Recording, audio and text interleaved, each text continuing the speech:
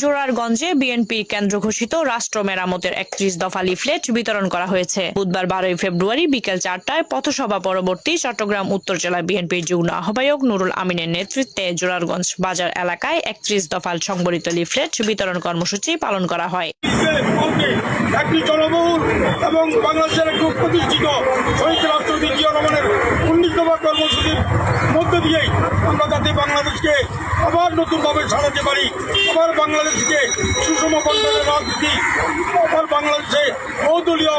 রাজনীতি প্রতিষ্ঠা করা যায়, তার জন্য এই ৩১ দফা কর্মসূচি মানুষের কাছে করার মধ্য দিয়েই আমরা জনগণের সমর্থন আদায় করতে চাই। জনগণের সকল ক্ষমতার উৎস, জনগণের ক্ষমতার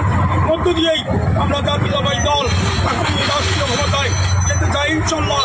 জাতীয়তাবাদী দল জনগণের সাথে কোনো বিশ্বাসযোগ্যতা করা হয়, জনগণের পাশে অতীতও ছিল, এখনো আছে, ভবিষ্যতে থাকবে। জনগণকে নিয়েই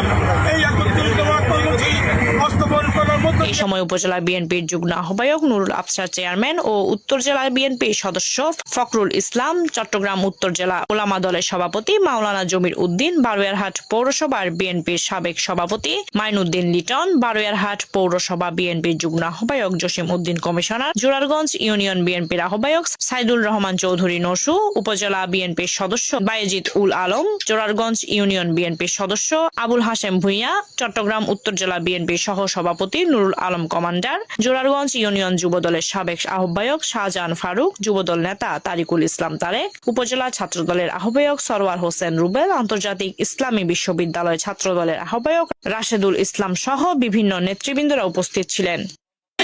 জোরারগঞ্জের মাটি আমিন ভাইয়ের ঘাটি